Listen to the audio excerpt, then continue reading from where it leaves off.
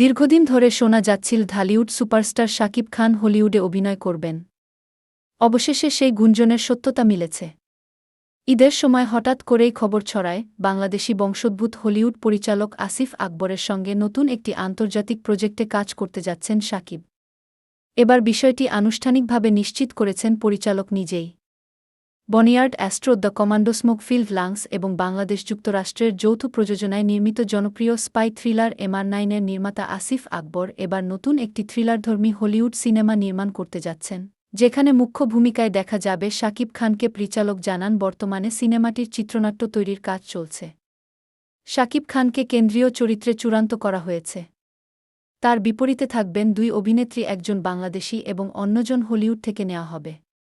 পাশাপাশি ছবির খল চরিত্রেও থাকবেন হলিউডের পরিচিত কোনো মুখ।